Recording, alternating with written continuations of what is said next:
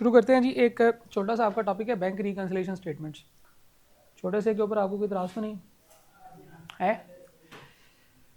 Bank reconciliation statements basically bank के balance को आपकी बुक्स के अंदर आने वाले बैलेंस के साथ रिकंसाइल करने, मैच करने, टैली करने और उसका जो डिफरेंस है उसको आइडेंटिफाई करने के ऊपर है। ठीक है जी। बैंक रिकंसिलिएशन स्टेटमेंट, बहुत सारी रिकंसिलिएशंस होती हैं। रिकंसिलिएशंस बेसिकली एक ही नेचर की दो चीज़ों को आपस में एक दूसरे के बराबर करने के काम भी आता है। दो चीज़ों को मैच करना हो, जैसे दो डिफरेंट डेट्स के स्टॉक्स को भी हम आपस में जब मैच करते हैं, रिकंसाइल करते हैं, उनके दो डिफरेंसेस निकालते हैं, तो उसको बैंक उसको रिकंसिलिएशन स्टेटमेंट कहते हैं। ठीक है जी। तो डिफरेंट टाइप की रिकंसिलिएशंस हो सकती हैं।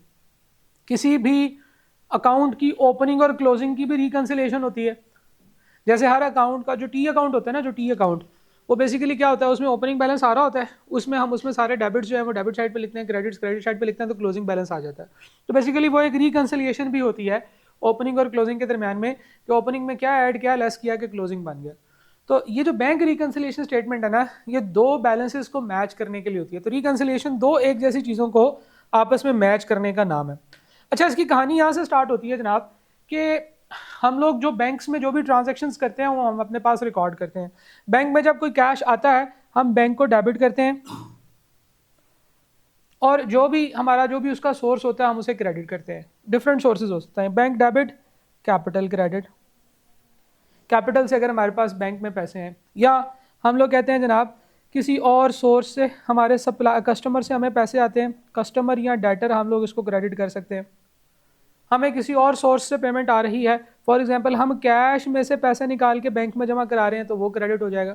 तो बैंक में डिफरेंट जगहों से हमारे पैसे आते हैं, जिससे हमारा बैंक बैलेंस जो है वो इंक्रीज होता चला जाता है आहिस्ता आहिस्ता।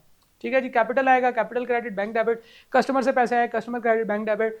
कैश से कभी कभार हमारे पास ज़्यादा कैश इकट्ठा हो जाता है, हम बैंक में जमा करा देते हैं, तो वो हमारा बैंक जो है वो क्रेडिट होता चला जाता है। अच्छा, अब कैपिटल, ये ट्रांजैक्शंस बेसिकली होती कैसे हैं? हम लोग ये करते हैं कि हम अपना पैसा उठाते हैं। फॉर एग्जांपल ऑनर ने पैसा जमा कराना है, तो वो ये नहीं करता कि बिजनेस को जाके कैश पकड़ा दे। वो बिजनेस को कहता है अपना बिजनेस का बैंक अकाउंट दो। बिजनेस के बैंक अकाउंट में वो पैसे जमा करा देता है, चेक की फॉर्म में, आजकल ऑनलाइन बैंक ट्रांसफ़र होता है उसकी फॉर्म में। उसके अलावा कुछ पे ऑर्डर्स होते हैं, पे ऑर्डर्स की फॉर्म में भी हो जाता है। इसी तरह से और डिफरेंट पेमेंट मेथड्स होते हैं, जिससे कि एक बंदे के अकाउंट से निकल के पैसे दूसरे अकाउंट में चले जाते हैं। ऑनलाइन क्लियरिंग वगैरह ऐसे कहते हैं। लेकिन वो बंदा आपके बैंक में पैसे जमा करा देता है, बैंक में आपके पैसे आ गए, आपको पता चल गया, आपने बैंक को डेबिट कर दिया, कैपिटल को क्रेडिट कर दिया। किसी कस्टमर से पैसे लिए, बैंक डेबिट, कस्टमर क्रेडिट। और आपने अगर कभी कैश उठा के बैंक में जमा करा दिया, तो वो डिपॉजिट स्लिप के थ्रू जमा होता है, आप उसमें कैश डिपॉजिट करा देते हैं बैंक में। तो ये जनाब आपका एक एसेट है, बैंक के अंदर जो बैलेंस आ रहा है, क्या है आपका? ये एसेट है। लेकिन at the same time bank भी तो एक बिजनेस है। अगर हम बैंक के पॉइंट ऑफ व्यू से सोचें, और फर्ज करें एक वक्त के लिए हम ये सोच लें कि हम बैंक की ट्रांजैक्शंस कर रहे हैं, तो बैंक के पॉइंट ऑफ व्यू से सोचा जाए तो बैंक के पास उसके एक कस्टमर ने पैसे रखवाए और अब ये बैंक ने वापस देने हैं। तो बैंक के लिए ये जो पैसे आए हैं, लेट सपोज के बैंक में हमने 50,000 रुपये जमा कराए हैं, तो बैंक के पास 50,000 अमाउंट कैश में आ गई, लेकिन वो 50,000 रुपये उसकी लाइबिलिटी है जो उसने बिजनेस को वापस करने हैं। लेट सपोज बिजनेस का नाम है A-B-C कंपनी। तो A-B-C कंपनी ने जो पैसे बैंक को दिए हैं, वो उस बैंक कंपनी के हिसाब से देखा जाए तो उस कंपनी का एसेट है। लेकिन अगर हम बैंक के पॉइंट ऑफ व्यू से देखेंगे, तो बैंक के पास कैश तो आ गया, बैंक के पास कैश आ गया जो उसने लॉकर में रख लिया। तो अगर बैंक कंपनी जो है उसका पॉइंट ऑफ व्यू से देखें, तो वो क्या कर रहा है, वो अपने पास कैश को तो कर रहा है डेबिट, लेकिन A-B-C कंपनी को अपना क्रेडिटर बना रहा है 50,000 से। ठीक है जी। यानी कि अगर आपके पास बैंक में कभी कैश जमा होगा, तो बैंक भी आपको अपने पास जो है उसी तरीके से क्रेडिट करेगा। ठीक है जी। तो आपका डेबिट बैलेंस एसेट, बैंक का क्रेडिट बैलेंस होता है, बैंक की लायबिलिटी होती है। बैंक ने वो पैसे आपको वापस करने। अब जब कभी आपके अकाउंट में मजीद पैसे आएंगे, आप अपने अकाउंट को डेबिट करेंगे, बैंक आपके अकाउंट को क्रेडिट करेगा। इसीलिए जब आपको कहते हैं कि आपके अकाउंट में पैसे आ गए हैं, आपके अकाउंट में मजीद पैसे आ गए हैं, तो बैंक कहता है कि आपका अकाउंट क्रेडिट हुआ है। आजकल जब कभी भी आपको बैंकिंग ट्रांजैक्शन का एसएमएस आता है तो उसमें लिखा होता है कि इतनी अमाउंट जो है वो बैंक में रिसीव हो गई है, मजीद आपका अकाउंट मजीद क्रेडिट होकर और बढ़ गया है। तो बेसिकली क्रेडिट से मुराद ये होती है बैंक की टर्मिनोलॉजीज में कि जो पैसे आपके पास बैंक में पड़े हुए हैं वो क्रेडिट है आपका, बैंक ने आपको वापस करने। बैंक जब कभी आपको वापस करेगा, लेट सपोज कि हम अपने ये 50,000 रुपये बैंक से वापस ले लेते हैं और निकाल के ले आते हैं, तो हमारे पास आ गया cash account debit, bank account credit. कितनी अमाउंट से? 50,000 से। यानी कि हमने अपनी बुक्स में बैंक को कर दिया है क्रेडिट। अब बैंक वाले जब हमें 50,000 रुपये देंगे, ये हमने क्या एंट्री की है? ये हमने कहा कि यार मुझे कैश की जरूरत है, जब बैंक से पैसे निकलवा लो। हम गए वहां से पैसे निकाले, 50,000 ला के कैश में रख लिए, कैश के दराज में, तो cash account debit, bank credit हो गया। लेकिन on the other hand what bank is doing is कि वो एबीसी एंड कंपनी लिमिटेड को डेबिट कर रहा है, एबीसी एंड कंपनी लिमिटेड को डेबिट कर रहा है और कैश को क्रेडिट कर रहा है जो उसके पास पड़ा हुआ है। बैंक का सबसे बड़ा मसला ये है कि वो अपने पैसे किसी और बैंक में जमा नहीं करा सकता, उसके पास कैश ही है, उसने लॉकर्स में रखने हैं। वैसे बैंकों का भी एक बैंक होता है जिसे हम स्टेट बैंक ऑफ पाकिस्तान कहते हैं, तो वो अपना एक्स्ट्रा कैश और अपने रिजर्व जो है ना स्टेट बैंक को दे देते हैं। स्टेट बैंक के पास सारा कैश, सारे रिजर्व्स मौजूद होते हैं, तो बैंक भी आगे अपने बैंक को जमा करा देता है। लेकिन हम सिर्फ इन दोनों कंपनीज के दरम्यान में रहते हैं कि जब कभी हम बैंक को डेबिट करते हैं, बैंक अपनी बुक्स में हमें क्रेडिट करता है, और जब कभी हम अपनी बुक्स में बैंक अकाउंट को क्रेडिट करते हैं, बैंक अपनी बुक्स में हमें डेबिट करता है। तो बैंक हमारी वो तमाम एंट्रीज अपने पास रिकॉर्ड करता है, यानी कि हमारी वो तमाम एंट्रीज जो बैंक की हैं, जो हमारी बुक्स में हो रही हैं, उसी तरह की, लेकिन उससे बिल्कुल उल्टा इम्पैक्ट बैंक की बुक्स में भी नजर आना चाहिए। एक ही ट्रांजैक्शन है, उसकी दो अलग अलग कंपनीज में रिकॉर्डिंग हो रही है। हमें जब कोई कस्टमर पे करेगा, हम अपने पास एंट्री करेंगे बैंक अकाउंट डेबिट और capital account, customer account credit, और बैंक भी अपने पास एंट्री करेगा, लेकिन बैंक के पास कैश आ रहा है और दूसरा वो हमारा अकाउंट जो है उसको डेबिट कर रहा है। तो जब दो अलग अलग कंपनीज में एक ही ट्रांजैक्शन की एंट्री हो रही है, कितनी अच्छी बात है। अगर हमने कुछ गलती कर दी है तो हम उनके साथ मैच करके देख लेते हैं, और अगर कोई गलती निकलेगी तो हम अपने पास ठीक कर लेंगे। ऐसा भी हो सकता है कि बैंक वाले कुछ गलती कर दें, वो भी हम हमारे साथ मैच करके देख लेगा, अगर उसने कोई गलती की होगी तो हम उसको कंपेयर करके ठीक कर लेंगे। सही है जी। तो ये जो कंपैरिजन है बैंक की ट्रांजैक्शन का और हमारी ट्रांजैक्शंस का, इसको हम एक स्टेटमेंट में करते हैं या इसको एक प्रोसेस में करते हैं जिसे बैंक रिकंसिलिएशन कहते हैं। Bank reconciliation is a process. पहले दो वर्ड्स, बैंक रिकंसिलिएशन, स्टेटमेंट तो 3 वर्ड्स है ना, स्टेटमेंट का वर्ड हटा दिया जाए तो बैंक रिकंसिलिएशन ये एक एक्टिविटी होती है, एक प्रोसेस होता है जिसके थ्रू बैंक का हमारा बैलेंस और हमारी बुक्स में बैंक वाला बैलेंस ये टैली किए जाते हैं। ठीक है, इनमें जो डिफरेंस होता है उसको आइडेंटिफाई किया जाता है और उस डिफरेंस को सॉल्व किया जाता है, क्योंकि डिफरेंट टाइप के एरर्स या डिफरेंसेस आ सकते हैं। पहली चीज तो ये समझ लें कि जब कभी हमारी बुक्स में बैंक अकाउंट डेबिट होगा, बैंक वाले अपनी बुक्स में हमारा अकाउंट क्रेडिट करेंगे, और जब हम क्रेडिट करेंगे वो डेबिट करेंगे। कभी कभार वो पहले एंट्री कर देंगे, फिर हमें एंट्री करनी पड़ेगी। जैसे बैंक खुद ही अपनी मर्जी से चार्जेस काट लेता है, चार्जेस काट के हमें बताता है भाई चार्जेस काट लिए, फिर हमें अपने पास वो चार्जेस की एंट्री करनी पड़ेगी। बैंक कभी कभार खुद हमारे अकाउंट में प्रॉफिट ऐड कर देता है, तो जब वो हमें पता चलेगा तो वो हमें भी अपनी बुक्स में ऐड करना चाहिए। ठीक है जी। तो अक्सर औकात ऐसे होता है जब हम किसी एक कट ऑफ डेट के ऊपर दोनों के बैलेंसेस निकालते हैं, हम बैंक को कहते हैं जरा क्लोजिंग बैलेंस बताओ कितना है, और अपने अकाउंटेंट से पूछते हैं हाँ भाई क्लोजिंग बैलेंस बताओ कितना है, तो वो जो दोनों जो बैलेंसेस बताते हैं उसमें गलतियां होती हैं, डिफरेंसेस होते हैं। अब वो जो डिफरेंसेस हैं उनको हम लोगों ने रिकंसाइल करना है। जो हमारी गलतियां हैं वो हम ठीक करेंगे, जो बैंक की गलतियां हैं वो बैंक को कहेंगे ठीक करो, और कुछ ऐसी चीजें हैं जो टाइमिंग डिफरेंसेस की वजह से होती हैं। अब टाइमिंग डिफरेंसेस जो हैं उनको समझना जरूरी है कि ये टाइमिंग डिफरेंसेस क्या होते हैं। फर्स्ट ऑफ ऑल तो हम ये देखते हैं कि कॉन्सेप्ट ऑफ बैंक रिकंसिलिएशन क्या है। मैंने अभी जो चीजें डिस्कस की हैं वो सारी यहां पे लिखी हुई हैं। In the books of a business, funds paid into and out of bank are entered into the bank column of the cash book.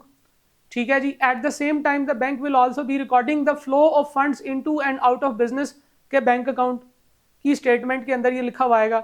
Ideally, both accounts should be same, but these should be opposite in sign. Mirror image होते हैं। आप जो debit किया bank ने वो credit किया, आपने जो क्रेडिट किया बैंक ने वो डेबिट किया। Difference arises when anyone misses something or does something wrong. किसी एक ने कुछ मिस कर दिया या कुछ गलत कर दिया, ठीक है जी। Where there is a difference there should be a reconciliation. वाह क्या बात। तो हस्बैंड वाइफ के दरमियान में भी जब लड़ाई आ जाए तो उनकी सुलह करानी होती है, तो रिकंसिलिएशन जो होती है ये सुलह की वर्डिंग भी रिकंसिलिएशन ही होती है। तो कुछ रीजंस ऑफ डिफरेंसेस हैं जिनकी 3 मेन कैटेगरीज हैं, टाइमिंग डिफरेंसेस, एरर्स और ओमिशंस। पहले हम एरर्स की बात करते हैं। कुछ हमें ऐसे एरर्स पता चलेंगे जो बिजनेस ने नहीं गलतियां कर दी, बिजनेस ने कुछ एरर्स कर दिए, तो वो हम एडजस्टेड कैश बुक में ठीक करेंगे। कुछ गलतियां बैंक ने की हैं वो हम बैंक को कहेंगे ठीक करो, लेकिन हम उसको बीआरएस में लिख देंगे। कुछ ओमिशंस हैं जो बिजनेस ने किए हैं वो एडजस्टेड कैश बुक में जाएंगे, और जो बैंक ने ओमिशंस किए हैं वो बीआरएस में जाएंगी, क्योंकि बैंक को हम कह देंगे लेकिन बैंक के ऊपर हमारा इख्तियार नहीं है कि वो कब अपनी इश्यूज ठीक करेगा। ये बैंक स्टेटमेंट में ये इश्यूज ठीक होने चाहिए जो बैंक ने गलतियां की हैं, लेकिन हम अपनी रिकंसिलिएशन बना लेंगे, बैंक को कह देंगे ये गलतियां ठीक करो, तब तक उसके पीछे पड़े रहेंगे जब तक वो गलतियां ठीक नहीं करता। भाई उसने किसी और को पैसे पे किए बैंक ने और हमारे अकाउंट में से डेबिट कर दिए, ये क्या बात हुई? ऐसा तो नहीं होना चाहिए। हम उसको बताएंगे ये तुम्हारी गलती है, इसको ठीक करो। अच्छा, फिर एक और चीज होती है कैटेगरी जिसे हम टाइमिंग डिफरेंस कहते हैं, जो किसी का भी फॉल्ट नहीं होता। जो टाइमिंग डिफरेंसेस होते हैं वो हम लोग बैंक रिकंसिलिएशन स्टेटमेंट में ही पोस्ट करते हैं। अब यहां से अगला सवाल है कि टाइमिंग डिफरेंसेस क्या होते हैं। टाइमिंग डिफरेंसेस जो है वो अभी हम उसको डिस्कस करते हैं। पहले एक जरा ये देख लीजिएगा कि क्वेश्चंस हम किस तरीके से बनाएंगे। हम लोग जो है वो हमेशा 2 स्टेटमेंट्स बनाया करेंगे इसकी। एक हम बनाएंगे बैंक रिकंसिलिएशन स्टेटमेंट और एक हम बनाएंगे adjusted cash book. Adjusted cash book, adjusted cash book जो होती है यह एक कैश अकाउंट की तरह ही होती है, जिसका ओपनिंग बैलेंस जिस जगह पे आता है उसी जगह पे हम उसका कहेंगे अनएडजस्टेड बैलेंस। अनएडजस्टेड बैलेंस जो हमारी फाइनेंशियल स्टेटमेंट में क्लोजिंग बैलेंस आ रहा होगा बैंक का, वो हमारे अनएडजस्टेड बैलेंस में लिखा हुआ आ जाएगा। ठीक है जी, ये x से मुराद है कि ये फिगर लिखी हुई यहाँ पे कोई अमाउंट है। इसके बाद जितने भी एरर्स हैं हमारे वो हम डेबिट और क्रेडिट साइड पे ठीक करेंगे। हमारे पास एडजस्टेड कैश बुक आ जाएगी।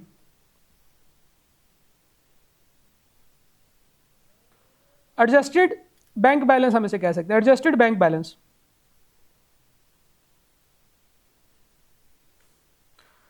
और एडजस्टेड बैंक बैलेंस जो होगा ये अब आपने नोट कर लेना है कि ये जो फिगर आएगी एडजस्टेड बैंक बैलेंस की, ये है वो करेक्टेड फिगर जो आपने फाइनेंशियल स्टेटमेंट्स में प्रेजेंट करनी। तो अगर आपसे कोई पूछे कि फाइनेंशियल स्टेटमेंट्स में बैंक के कॉलम के आगे क्या फिगर प्रेजेंट होगी, तो आपने कहना जी एडजस्टेड बैंक बैलेंस जो है ना वो एडजस्ट होगा। यानी कि उसमें अगर कोई एरर्स होंगे जो हमने किए हुए हैं वो सारे एरर्स जो एसीबी में आने हैं, एडजस्टेड कैश बुक के बैलेंसेस कौन कौन से, इसमें कौन कौन से जो हमारी गलतियां हैं, हमारी गलतियां और हमारी मिसिंग्स, गलतियां, खामियां और भूल भुलैया जो हमने कर दी हैं। एरर्स एंड ओमिशंस, जो बिजनेस ने गलतियां की हैं या जो बिजनेस ने भूल गया है वो तो एंट्री के पास करेंगे ना, उसकी तो लाजमी तौर पे एंट्री पास करनी पड़ेगी, फिर ही हमारा करेक्ट बैंक बैलेंस आएगा। बैंक रिकंसिलिएशन स्टेटमेंट हमेशा हम स्टार्ट करेंगे अनएडजस्टेड बैलेंस, या इसको हम बेसिकली कहते हैं balance as per bank statement. Balance as per bank statement. Bank statement एक डॉक्यूमेंट होता है जिसमें के आपका किसी एक डेट का बैंक बैलेंस आ रहा होता है और पूरी ट्रांजैक्शंस एक पीरियड की आ रही होती हैं, उसके बैलेंस से हम स्टार्ट करेंगे। इसमें कुछ चीज़ें हम ऐड करेंगे और कुछ चीज़ें हम इसमें से लेस करेंगे, और अल्टीमेटली हम adjusted balance as per bank statement पे पहुंचेंगे। अगर हमने सारी एंट्रीज और सारे एरर्स जो हैं वो ठीक से सॉल्व कर लिए होंगे तो ये अंडा और ये अंडा, ये दोनों बैलेंसेस एक दूसरे के इक्वल आ जाएंगे। इसका एक ही फॉर्मेट है जिस फॉर्मेट से हम हर तरह के सवाल कर सकते हैं। इसमें जो डिफरेंट टाइप के फॉर्मेट बताए जाते हैं कि अगर कैश बुक का बैलेंस दिया हो तो ये चीज़ें ऐड करनी है, ये लेस करनी है। अगर कैश बुक का बैलेंस जो है वो क्रेडिट हो तो ये लेस करनी है, ये ऐड करनी है। अगर बैंक स्टेटमेंट के कॉलम से स्टार्ट करनी है तो फिर ये ऐड, ये लेस। अगर वो पॉजिटिव है तो फिर ये ऐड करना है, ये लेस करना है। वो बड़े सारे रटे लगवाए जाते हैं, वो नहीं करना कुछ भी, सिर्फ एक ही फॉर्मेट से हमारे सारे क्वेश्चन सॉल्व हो जाएंगे। ठीक है, इसी फॉर्मेट से हम सवाल सारे सॉल्व करने की प्रैक्टिस भी करेंगे, कोशिश भी करेंगे। तो सबसे पहले हम लोग क्या करते हैं, एडजस्टेड कैश बुक का बैलेंस निकालते हैं और इधर से बीआरएस का बैलेंस निकालते हैं। और ये हमारी अमाउंट्स हैं जो ऐड और लेस करनी है। जो ऐड करना है वो हमेशा ऐड ही करना है, अब आपने रटा लगाने की जरूरत नहीं है। और जो ऐड करना है उसको भी जब हम क्वेश्चन करेंगे तो मैं आपको बताऊंगा कैसे करना है। ठीक है जी, ये तो हमारा हो गया जी बीआरएस का जो है वो फॉर्मेट और क्वेश्चन का सॉल्व करने का तरीका। कुछ चेक से रिलेटेड टर्मिनोलॉजीज अभी हम सीख लेंगे, फिर उसके बाद हम लोग जो है ना ये क्वेश्चन सॉल्व करना शुरू करेंगे इसके।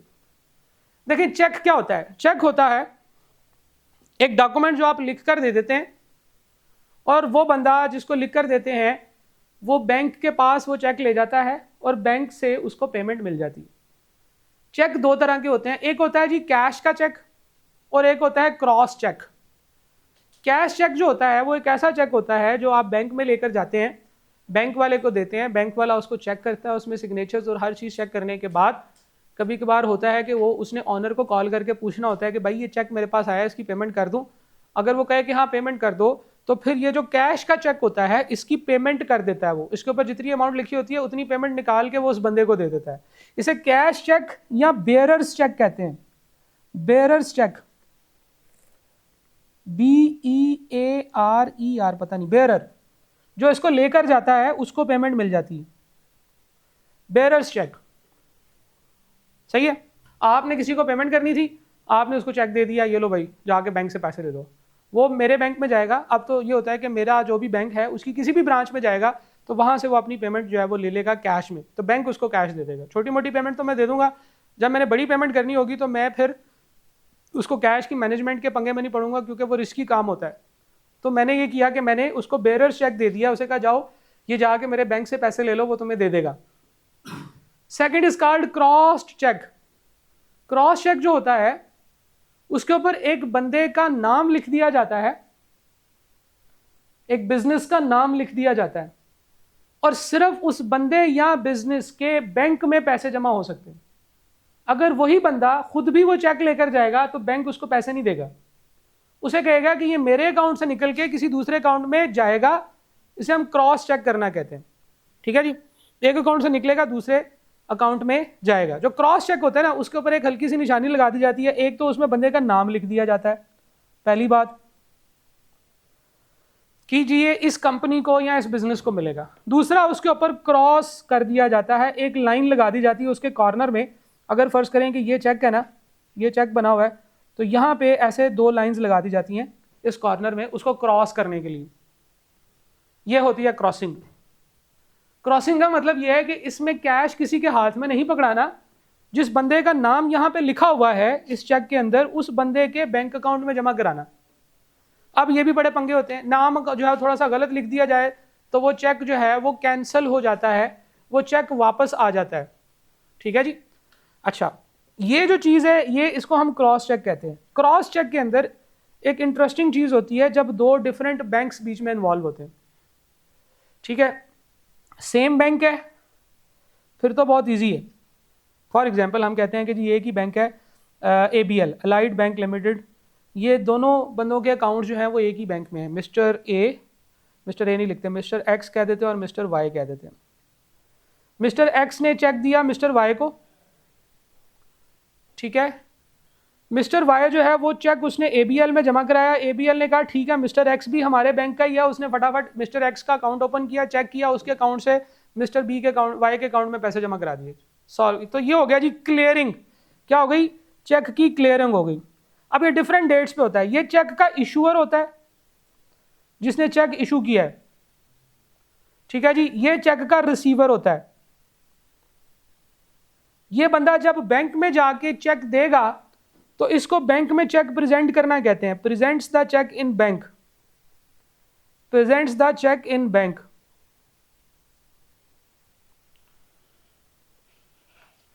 ठीक है जी, चेक प्रेजेंट करना है बैंक में। बैंक उस चेक को रिसीव करेगा और क्लियरिंग करना शुरू कर देगा इसकी। क्लियरिंग से क्या मुराद है? क्लियरिंग से मुराद ये है कि उस बैंक के पास चेक आ गया, इस पर लिखा हुआ था मिस्टर एक्स के अकाउंट से पैसे निकाल के, मिस्टर एक्स ने लिखा था बैंक को लेटर, वो बेसिकली चेक जो है उसको लेटर भी कह सकते हैं हम, कि यार मेरे अकाउंट से पैसे निकाल के मिस्टर वाई के अकाउंट में इतने पैसे डाल दो। बैंक क्या करेगा, उसको क्लियरिंग में डाल देगा। क्लियरिंग से मुराद है कि वो पहले चेक करेगा साइन ठीक है, डेट का कोई मसला तो नहीं, जो मिस्टर एक्स है इसके अकाउंट में इतने पैसे हैं, क्या मिस्टर एक्स ने कोई स्टॉप ऑर्डर तो नहीं लगाया हुआ। स्टॉप ऑर्डर से मुराद है कि मिस्टर एक्स एक दिन फ़ोन करके कहते हैं मेरी चेकबुक गुम गई है, आप कोई चेक पे ना करना, उसको स्टॉप ऑर्डर करना कहते हैं, कि स्टॉप ऑर्डर तो नहीं लगाया हुआ और कोई मसला तो नहीं है। मिस्टर एक्स से हमने कुछ लोन वगैरह वापस तो नहीं लेना, कहीं उसके बैंक अकाउंट में जो पैसे पड़े हुए हैं वो किसी सिक्योरिटी के तौर पर तो नहीं पड़े हुए। वो बहुत सारी चीज़ें क्लियरिंग में डालता है, चेक करता है बहुत सारी चीज़ें। जब सारी चीज़ें ठीक हो जाती हैं और मिस्टर एक्स के अकाउंट से पैसे निकाल के वाई में के अकाउंट में ट्रांसफ़र कर देता है। ठीक है जी। तो क्लियरिंग जब हो जाती है, इसके बाद जो है वो इसकी जो है वो पैसे वाई के पास पहुंच जाते हैं। क्लियरिंग जब हो जाती है तो पैसे वाई के पास पहुंच जाते हैं। क्लियरिंग का जो प्रोसेस है ना, ये थोड़ा लंबा हो सकता है। सेम बैंक में तो इमीडिएटली फौरन एक ही बंदा अब आजकल सारा कुछ चेक कर लेता है, कभी कभार क्लियरिंग में टाइम लग जाता है। जैसे फॉर एग्जांपल मिस्टर एक्स का बैंक था एबीएल और मिस्टर वाई का बैंक था जेडबीएल। ठीक है, मिस्टर एक्स ने उसको चेक दे दिया मिस्टर वाई को, मिस्टर वाई ने रिसीव कर लिया, फिर उसने प्रेजेंट किया अपने बैंक में जाके कि जाओ मेरे वो एबीएल से पैसे ले आओ। उसने अपने बैंक में चेक देना है, उसका बैंक जो है वो रिस्पॉन्सिबल है कि एबीएल से पैसे निकलवा के अपने अकाउंट में जमा कराए। उसने एबीएल को लेटर लिखा, और जनाब क्या हाल चाल है, बिजनेस कैसा चल रहा है। दूसरे बैंक से अच्छी गप्पे मारने के बाद उसने पूछा कि यार देखो हमारा एक कस्टमर है, उसको तुम्हारे एक कस्टमर ने चेक लिख कर दिया है, तो जरा ये इतने पैसे तो मेरे अकाउंट में ट्रांसफर कर दें। एबीएल जो है इसने पंगा डालना शुरू कर, इसने कहा यार अभी तो दिल नहीं कर रहा, बाद में दूंगा। उसको टेंशन थी कि मेरे अकाउंट से पैसे निकल रहे हैं। उसने कहा चलो ठीक है चेक भेज दो, मैं चेक करता हूँ, चेक में कोई मसला तो नहीं है, ये जो मिस्टर एक्स है ना इसने हमारे कुछ पैसे भी देने हैं, तो मैं ज़रा चेक करता हूँ। तो जनाब वो क्लियरिंग में कुछ टाइम लगा सकता है। आमतौर पे बिजनेसेस में नॉर्मली 2 से 3 दिन क्लियरिंग का टाइम लग सकता है, ज़्यादा भी लग सकता है। अगर बैंक जो है ना वो थोड़ा डिसऑनेस्ट हो तो वो थोड़ा लेट भी कर देता है पेमेंट, क्योंकि उसके अकाउंट से पैसे जा रहे होते हैं। तो लेकिन हमेशा ऐसा नहीं होता, सेम डे क्लियरिंग भी हो जाती। तो क्लियरिंग जनाब हो गई है, एबीएल लिमिटेड ने जब क्लियरिंग कर दिया तो उसके बाद जेडबीएल के अकाउंट में जब पैसे आ गए हैं तो जेडबीएल के बैंक ने वाई को कहा है कि यार तुम्हारे अकाउंट में पैसे आ गए। ठीक है, इस सारे प्रोसेस में थोड़ा सा टाइम लगता है। फिर एक इस चीज में भी टाइम लगता है कि वाई ने चेक रिसीव किया और प्रेजेंट ही नहीं किया बैंक में। वाई ने चेक रिसीव किया, जेब में डाला, गाँव चला गया, गाँव से होके आया, गाँव में शादी थी, उसको 10-15 दिन के बाद उसको याद आया। तो जनाब एक रिसीवर जब चेक रिसीव करता है उसके बाद ये उसकी जिम्मेदारी है कि वो अपने बैंक के पास ले जाए और उन्हें जाके के यार ये चेक जो है ना ये जमा करा दो। अब यहाँ पे सारों पे आप सोच रहे हैं सर क्यों कहानियां सुना रहे हैं, जब इसकी अकाउंटिंग एंट्रीज करेंगे ना तो एकदम से पंगा पड़ जाएगा। वो अकाउंटिंग एंट्रीज पे पंगा कैसे पड़ेगा? एक्स ने वाई को पेमेंट करनी थी, जिस दिन एक्स ने पेमेंट कर दी है एक्स ने उस दिन बैंक से पेमेंट रिकॉर्ड कर लेनी। ये प्रॉब्लम है।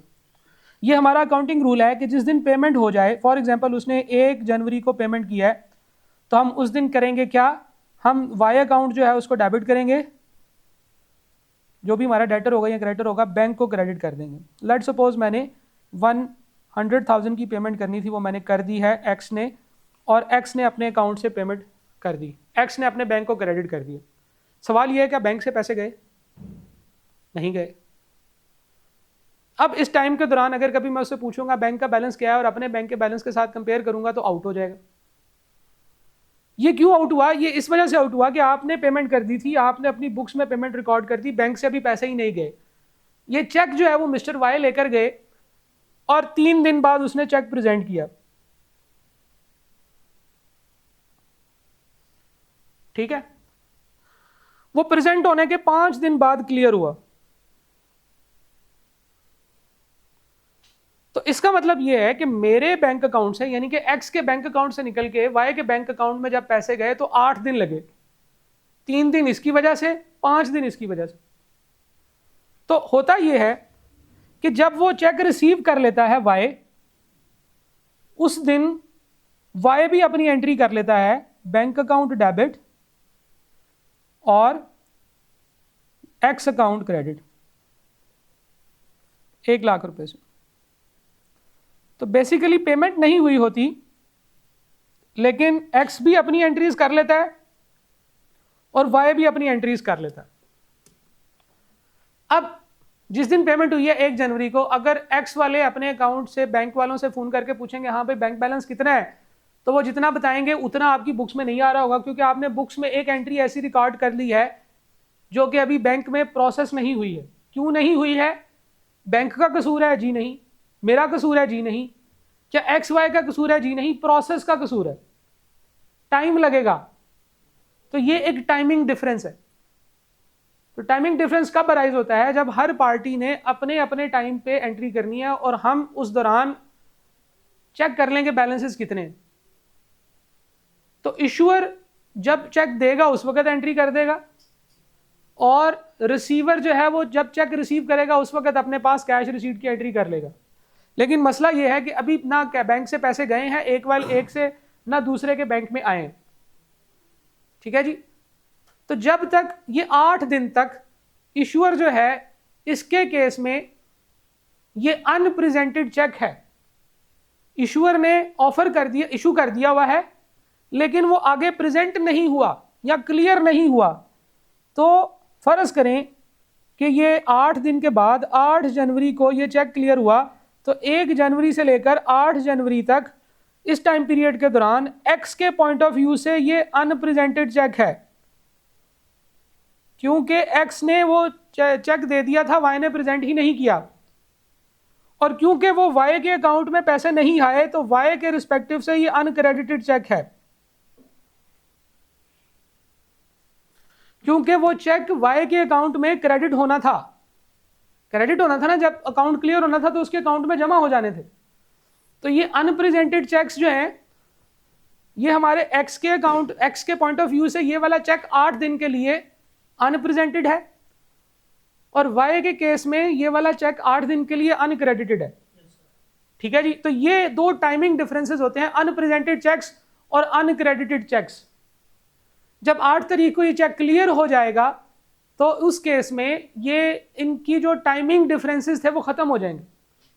अब 1 तारीख और 8 तारीख के दरमियान में कभी भी हम बैलेंसेस को कंपेयर करेंगे तो वो आउट होंगे, लेकिन 1 तारीख से पहले या 8 तारीख के बाद कंसिडरिंग के कोई और फर्क नहीं है, वो बैलेंस हमारे टैली होंगे। हमारा भी टैली होगा हमारे बैंक के साथ, वाई का टैली होगा वाई के बैंक के साथ।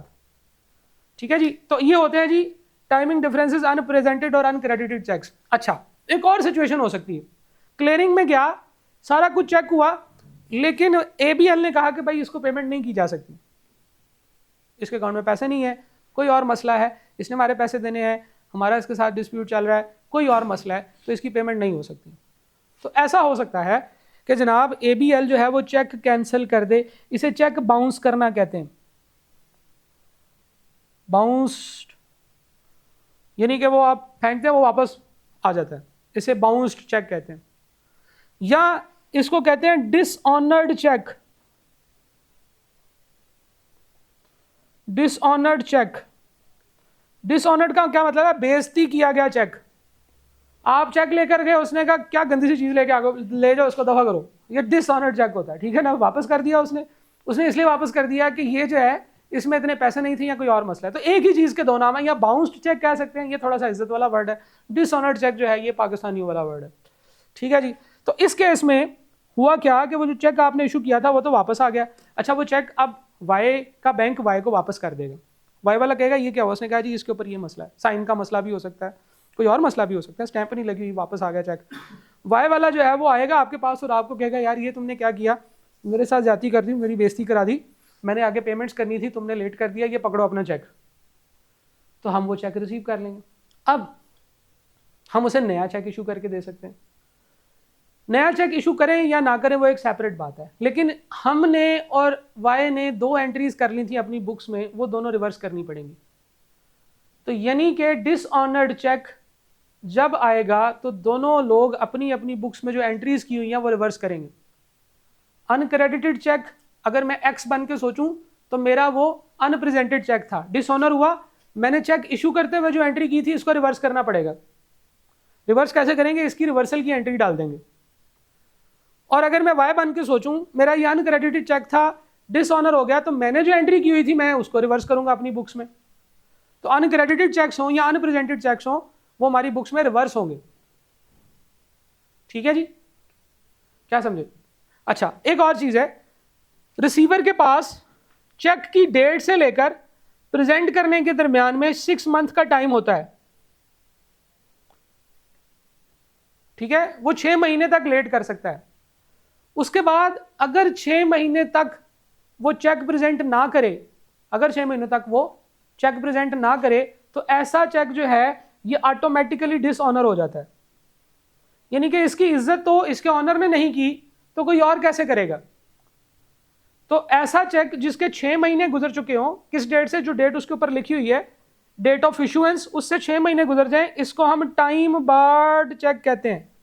Time barred, BARRED, time barred cheque, जिसका टाइम गुजर गया है। हाँ जी, अब नहीं हो सकता इसका कुछ भी। तो टाइम बार्ड चेक जो है ये ऑटोमेटिकली एक बाउंस्ड या डिसऑनर्ड चेक कहलाता है। यानी कि टाइम बार्ड चेक की भी वही एंट्री करनी है जो हम बाउंस्ड या डिसऑनर्ड चेक की करते हैं। बाउंस या डिसऑनर्ड चेक की जब एंट्री करेंगे तो हम उसको रिवर्स करेंगे, लेकिन अगर हमने पैसे ले लिए मिस्टर वाई ने और रख के भूल गया, गुम गया उससे, और 6 महीने जब उसे मिला तो 8 महीने गुजर चुके थे, तो इसका ये मतलब है कि वो टाइम बार्ड हो गया खुद ही। तो टाइम बार्ड चेक की टर्मिनोलॉजी भी इस्तेमाल होती है, क्वेश्चन में वो दे सकता है, वो कहता है भाई टाइम बार्ड चेक है, तो आपको पता हो जाना चाहिए कि टाइम बार्ड चेक मीन्स ये डिसऑनर्ड है, अब इसकी एंट्री रिवर्सल करनी पड़ेगी। ठीक है जी, तो ये चेक से रिलेटेड कुछ टर्मिनोलॉजीज हैं। ऑल्दो कि अब ज़माना बड़ा फास्ट हो गया है, खासतौर पे ये ब्लॉकचेन आने के बाद जो ट्रांजैक्शंस हैं ये एक दूसरे के साथ इंटरकनेक्टेड होती हैं, इंटरलिंक्ड होती हैं, और ट्रांजैक्शंस में कोई टाइम नहीं लगता। ठीक है, अब चेक्स का इस्तेमाल भी बहुत कम हो गया है, लेकिन अब क्योंकि ये हमारे सिलेबस में, तो हमें इसको पढ़ना होगा। जैसे प्रैक्टिकली स्पीकिंग चेक्स अभी भी बहुत ज़्यादा वाइडली यूज्ड होते हैं, क्योंकि ये एक डॉक्यूमेंट होता है, एक फिजिबल, विजिबल, एक टचेबल डॉक्यूमेंट होता है, फिजिकल एविडेंस होता है बहुत सारी चीज़ों का। तो बड़ी बड़ी ट्रांजैक्शंस अभी भी बैंक्स जो हैं वो इन्हीं चेक्स के थ्रू ही करते हैं। ठीक है, चेक्स के थ्रू ही करते हैं। अच्छा, चेक्स के अंदर एक और बड़ी मजे की बात है कि आपके पास बैंक में चाहे कोई पैसे नहीं है, आप बहुत ज़्यादा अमाउंट का चेक लिख कर दे दें, तो लोग इसी तरह से फ्रॉड करते हैं। फॉर एग्जाम्पल, मेरे पास कोई बच्चा है, मैं उससे कहूँ कि यार मेरे पास तो बहुत पैसे हैं, तुम अपनी गाड़ी मुझे दे दो, ये लो 1 करोड़ का चेक ले जाओ, तो मैं 1 करोड़ का चेक भर दूंगा, बैंक बाहर निकल के अपने लोगों में से मेरा गला थोड़ी पकड़ेगा, तुम्हारे पास उतने पैसे ही नहीं है। तो चेक लिखा जा सकता है, चेक जो है वो साइन किया जा सकता है, चेक के ऊपर गलत साइन किए जा सकते हैं। चेक्स के फ्रॉड्स भी बहुत ज़्यादा होते हैं। ठीक है, क्योंकि वो एक ऐसा डॉक्यूमेंट होता है जिसकी वैल्यू उसके ऊपर लिखे हुए नंबर से होती है, और वह नंबर को आप फौरी तौर पे सपोर्ट नहीं कर सकते। तो चेक लेते हुए आपने बड़ा ध्यान रखना है कि आप किसी ऐसे बंदे से ले रहे हो जिसके पास वाकई उतने पैसे हों। ठीक है, या आपको प्रज्यूम टू बी के उसके पास इतने पैसे हैं। ठीक है, या ट्रांजैक्शंस, लेकिन फिर भी ये हमारी डॉक्यूमेंट्री एविडेंस बहुत अच्छा होता है चेक्स, तो इसको जो है वो हम लोग करते हैं। अब आप सोच रहे होंगे सर सवाल करा दो, सवाल तो आपको करा ही देंगे। इसमें क्या है, पोस्ट डेटेड चेक और टाइम। अच्छा, पोस्ट डेटेड चेक्स भी एक चेक होता है जी।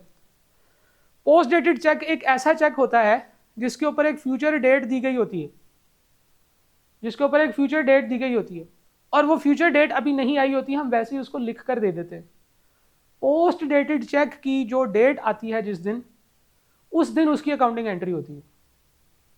ठीक है, पोस्ट डेटेड चेक की जो डेट आती है उस दिन उसकी अकाउंटिंग एंट्री होती है, उससे पहले नहीं होती।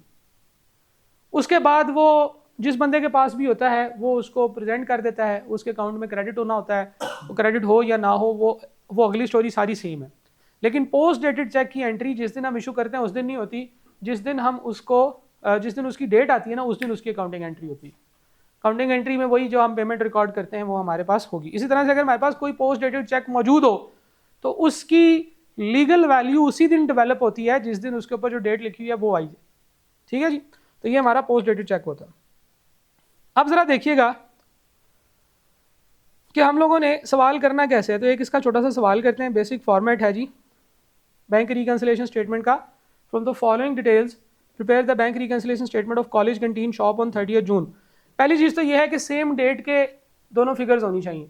30 जून जो है वो हमारी डेट्स हैं, तो बेसिकली क्या हो रहा है, 1 जून से लेकर 30 जून तक की हमारे पास कैश बुक है, उसका बैंक कॉलम ओनली लिखा हुआ है। बैलेंस बॉट डाउन 11,500 था। Debtors teacher A teacher B से आर से पैसे आए 8,750, और क्रेडिटर्स जो हैं वो आमिर, ज़मीर, अंजुम और शकूर, इनको पेमेंट्स की हैं। क्लोजिंग बैलेंस 11,800 है। अब बैंक का closing balance 11,800, on the other hand bank का बार डाउन बैलेंस 11,500 है, उधर कितना है 11,500। इसका मतलब है ओपनिंग बैलेंसेस अगर दोनों के टैली हो तो इसका मतलब है कि पिछले साल या पिछले पीरियड में कोई डिफरेंस नहीं था। देखें उधर बैलेंस कितना है 11,500 डेबिट, और बैंक की बुक्स में हमारा बैलेंस 11,500 क्रेडिट है, तो बैंक का डेबिट हमारा क्रेडिट है और बैंक का क्रेडिट हमारा डेबिट है। तो ये हमारा मिरर इमेज होता है। मिरर में अगर आप देखें तो राइट जो है वो मिरर का लेफ्ट होता है और मिरर का मेरा जो लेफ्ट है वो मिरर का राइट होगा, ठीक है। इसी तरह से यहाँ पे भी है, मेरा ओपनिंग बैलेंस 11,500 था, क्वांटिटी सेम होनी चाहिए, सिर्फ साइन का फर्क होना चाहिए, उधर डेबिट है इधर क्रेडिट होगा। अच्छा, उसके बाद हमने जितनी भी पेमेंट्स की है वो सारी बैंक में आई नहीं आई, 1 2 3 जो है ना वो भी नहीं आई, रिसीट्स भी नहीं आई। सारा कुछ करने के बाद हमें पता चला कि हमारा जो बैंक का जो क्लोजिंग बैलेंस है वो 11,800 है। अब जरा सोच के मुझे बताएं कि हमारा ये जो क्लोजिंग बैलेंस है ये डेबिट है या क्रेडिट है? डेबिट है। क्यों? क्रेडिट साइड पे आ रहा है, ठीक है, क्रेडिट साइड पे आता है तो फिर ये टैली होता है। इसका मतलब है डेबिट साइड हायर है। ये हमने शुरू की बेसिक टी अकाउंट्स की अंडरस्टैंडिंग में पढ़ा था कि जिस साइड पे क्लोजिंग बैलेंस आ रहा होता है उसकी दूसरी साइड का नाम लगाते हैं। अच्छा, और हमारा जो बैंक चार्जेस ये जो बैंक है इसका जो क्लोजिंग बैलेंस है 15,500 है क्रेडिट।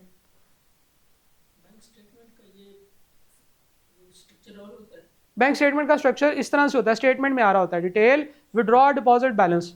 कभी कभार वो इन दोनों को इकट्ठे कॉलम एक में ही लिख देता है, डिपॉजिट पॉजिटिव में, विड्रॉल्स नेगेटिव में, तो वो देखकर पता चलता है कि वो किस तरह का फॉर्मेट है। लेकिन वो रनिंग बैलेंस बना के देता है, इसे हम रनिंग बैलेंस कहते हैं कि हर ट्रांजैक्शन के बाद क्लोजिंग बैलेंस बताता है वो। देखो 11,500 था, इसमें 8,000 जमा किया, 19,500 हो गया, ये दिखा दिया। इसके बाद 19,500 में से 900 माइनस किया, 18,600, यानी कि हर विड्रॉल या डिपॉजिट के बाद वो हमें क्लोजिंग बैलेंस जरूर दिखाता है। ये बैंक की रिक्वायरमेंट होती है। अच्छा, अब जरा देखें, हमारा बैलेंस तो हो गया आउट। अब हमने क्या करना है, दोनों को आमने सामने रखना है और इन दोनों के डिफरेंसेस आइडेंटिफाई करने। तो हमारी कैश बुक से हम चलेंगे, जो चीज़ें मैच कर रही हैं वो हम क्रॉस करते जाएंगे, जो चीज़ें मैच कर रही हैं वो क्रॉस करते चले जाएंगे। देखिए, हमने डेबिट किया 8,000 और ये हमारे पास डिपॉजिट 8,000 में आ रहा है, ठीक है जी। हमने 750 डेबिट किया, इधर नहीं आ रहा। दोनों तरफ से हम जो चीज़ें कॉमन है वो काटते जाएंगे। क्रेडिटर आमिर है 900 से, उसके बाद 2700 है, 2700 से काट दिया और 4,000 है, ये 400 है, नहीं ये 4,000 जो है वो उधर 4,000 उधर 400 है, ठीक है जी। तो हमारे पास अब जो एंट्रीज रह गई हैं वो हैं टीचर 750, क्रेडिटर 850, शकूर 4,000 और बैंक स्टेटमेंट से ये 400 के बैंक चार्जेस।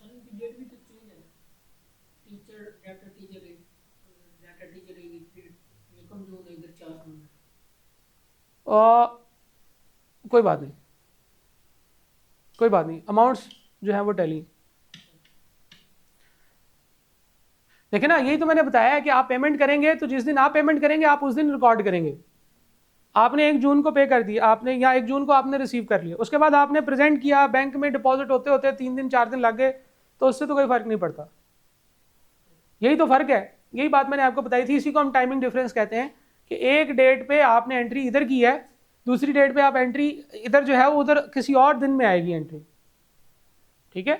तो दिन सेम हो ये जरूरी नहीं है चेक्स के केस में खास तौर पे। अच्छा, अब हमारे पास 4 डिफरेंसेस नजर आ गए। अब जिनको हमने कैश जिनसे रिसीव किया है और वो अभी तक हमारे अकाउंट में नहीं गए हैं, ये हमारा टाइमिंग डिफरेंस है। और जिनको हमने पेमेंट की है और अभी तक हमारे बैंक से पेमेंट कैश आउटफ्लो नहीं हुआ, ये भी हमारा टाइमिंग डिफरेंस है। तो ये 3 तो हमारे टाइमिंग डिफरेंसेस हैं, ठीक है, ये 3 हमारे टाइमिंग डिफरेंसेस हैं। बैंक चार्जेस जो है ये 400 के हमें रिकॉर्ड करने चाहिए थे, ये बैंक ने डायरेक्ट डेबिट कर दिया है आपको। जो बैंक डायरेक्ट आपके अकाउंट से पैसे काट लेता है उसको डायरेक्ट डेबिट करना कहते हैं, ठीक है। तो ये बैंक ने डायरेक्ट डेबिट कर दिया। अब ये 400 जो है ये टाइमिंग डिफरेंस नहीं है, ये ना ही किसी का एरर है। ये 400 जो है ये हमारी एडजस्टेड कैश बुक में आएगा। ये हमारा काम था, हमने इसको रिकॉर्ड करना था, हम भूल गए थे, हमें पता नहीं था कितनी है, तो बैंक चार्जेस हम अपनी एडजस्टेड कैश बुक में रिकॉर्ड करेंगे। तो हम बिल्कुल उसी तरीके से इसका फॉर्मेट बनाना शुरू करेंगे। हम कहेंगे जनाब एडजस्टेड कैश बुक बनाएंगे हम,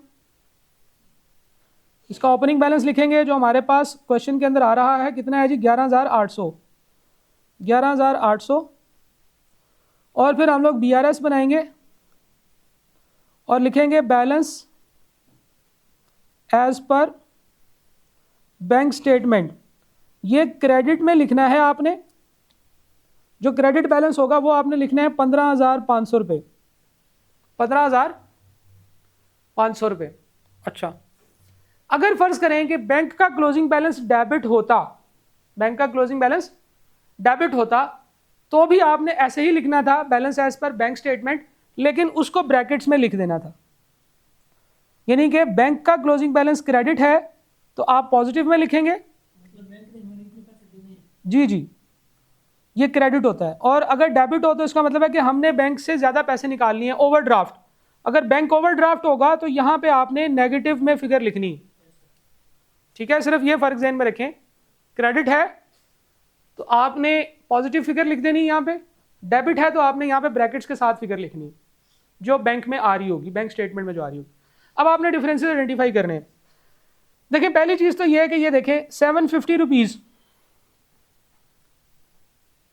ये है आपके कैश रिसीट। आपने कैश रिसीव किया, आपने अपने पास बैंक में एंट्री कर ली, आपने बेसिकली चेक रिसीव किया, आपने बैंक में एंट्री कर ली, और अभी तक ये आपके अकाउंट में नहीं गए। ये हैं आपके अनक्रेडिटेड चेक्स, अनक्रेडिटेड चेक्स, क्या ख्याल है? अनक्रेडिटेड चेक्स हैं, आपको चेक मिला, आप यहाँ पे वाई की जगह पे हैं, वाई को चेक मिला था, हमें भी मिला, हमने जनाब बैंक अकाउंट को डेबिट किया, कस्टमर को क्रेडिट किया, बैंक अकाउंट से पैसे हमारे बैंक में आए ही नहीं। तो वो पैसे जो हमारे पास आने थे नहीं आए, अभी तक बैंक स्टेटमेंट में नहीं आए, वो अनक्रेडिटेड चेक्स हैं। या इस तरह से आप सोच लें, वो पैसे जो अभी हमारे बैंक में आने थे नहीं आए, वो अनक्रेडिटेड चेक्स हैं। और जो पैसे जाने थे और अभी तक नहीं गए, वो अनप्रेजेंटेड चेक्स हैं। ठीक है जी। अच्छा, अब होगा ये कि जो अनक्रेडिटेड चेक्स हैं वो जब आएंगे तो हमारे बैंक में ऐड होंगे, तो आप ऐड कर देते हैं। यानी कि टाइमिंग डिफरेंसेस के केस में हमने ये सोचना है कि जब ये टाइमिंग डिफरेंस खत्म होगा तो क्या होगा। अगर वो आके हमारे अकाउंट में ऐड होंगे, हम उनको ऐड कर देते हैं अनक्रेडिटेड चेक्स। अगर वो आके हमारे, अगर वो पेमेंट जब वो होगी, वो टाइमिंग डिफरेंस खत्म होगा, हमारे अकाउंट में से माइनस होंगे, तो हम उनको माइनस कर देंगे। ठीक है जी। तो हम ऐड करेंगे इसमें सारे, हम ऐड करेंगे सारे अनक्रेडिटेड चेक्स और लेस करेंगे सारे अनप्रेजेंटेड चेक्स। अब अनक्रेडिटेड चेक्स में कौन सा है, हमने अपने पास जो है वो डेबिट कर लिया हुआ था, उसने अनक्रेडिट अभी क्रेडिट नहीं हुआ, 750, ये हम ऐड करेंगे। दूसरा है जी अनप्रेजेंटेड चेक्स, 8,000 का और 4,000 का, ये हमारे अनप्रेजेंटेड चेक्स हैं, ये जमा होंगे, माइनस होंगे अनप्रेजेंटेड, क्योंकि जब इनका टाइमिंग डिफरेंस खत्म होगा तो ये हमारी बैंक स्टेटमेंट में क्या करेंगे, हमारी बैंक स्टेटमेंट में से माइनस होंगे। ये जो दो पेमेंट्स हैं 850 की और 4,000 की, तो हम अज्यूम करते हैं कि हमारा टाइमिंग डिफरेंस खत्म हो गया है, तो हम 850 भी इसमें ऐड करेंगे, माइनस करेंगे, और 4,000 भी हम इसमें से माइनस करेंगे। नहीं निकाले, बिल्कुल ऐसे ही। देखो ना, हमने पेमेंट्स की थी, हमने बैंक को क्रेडिट किया था, ज़मीर भाई को 850 का चेक दिया था, तो हमने अपने जो है ना वो बैंक अकाउंट को क्रेडिट किया, ज़मीर को डेबिट किया होगा। ठीक है जी। तो वो उसने पेमेंट ही नहीं ली अभी तक हमारे बैंक से, ठीक है, शादी पे गया हुआ। ठीक है, तो ये जो है ये हमारे पास अनक्रेडिटेड चेक्स ऐड होंगे, अनप्रेजेंटेड चेक्स जो है वो माइनस होंगे। यानी कि बेसिकली इस फॉर्मेट में ये आसानी है आपको कि आपको कुछ भी फिगर दी हो, बैलेंस कैश बुक दिया हो, एडजस्टेड कैश बुक का बैलेंस दिया हो, जो दिया हुआ है वो उसको उधर रख देना है आपने। ठीक है, अगर फर्स्ट करें आपको एडजस्टेड कैश बुक का बैलेंस दिया होता है और वो कहता है कि जनाब BRS बनाएं, तो एडजस्टेड कैश बुक का बैलेंस इस फॉर्मेट में किधर आता है, नीचे आता है ना एंड पे, बस वो वहीं पे रख दें, और बाकी प्लस माइनस आप ऊपर नीचे इसको एडजस्ट करते रहे। ठीक है जी। अनप्रेजेंटेड चेक्स, अच्छा, ये करने के बाद हमारा इसका जो है वो एडजस्टेड बैलेंस आ जाएगा, लेकिन एक एंट्री हमारे पास ये भी थी 400 वाली, 400 के बैंक चार्जेस रिकॉर्ड करने थे। Bank charges debit, bank account credit, तो बैंक चार्जेस को हम लोग बैंक अकाउंट में रिकॉर्ड करेंगे। अब ये वो 400 की एंट्री है जो कि मिस्टर ABC जो है ये भूल गई करना। ये क्या नाम है कंपनी का, पता नहीं कौन कंपनी का नाम है, लेकिन वो कंपनी जो है वो एंट्री 400 की करना भूल गई थी, क्योंकि उनको पता ही नहीं था कि बैंक चार्जेस इतने कटे हैं। नॉर्मली बैंक इनको ट्रांजैक्शन करके बता देता है, मैसेज करके बता देता है आपके इतने चार्जेस कट गए, अपने पास रिकॉर्ड कर लें। तो वो एंट्री, वो मैसेज नहीं आया होगा, वो या वो ईमेल आई होगी तो उन्होंने रिकॉर्ड नहीं किया। बहरहाल अब जब बैंक स्टेटमेंट टैली की तो पता चला कि ये तो चार्जेस कटे हुए हैं, तो उसकी एंट्री करनी होगी बैंक चार्जेस की 400। अब जरा इसका क्लोजिंग बैलेंस निकालें जी, इसका कितना बनता है जी? 11,800 माइनस 400, 11,400। तो हमारा ये क्लोजिंग बैलेंस जो है ये 11,400 आ गया। इधर से इसको एडजस्ट करते हैं तो 15,750 जमा 15,500, 750, 850, 4,000 कितना बनता है जी? 4,000, 11,400,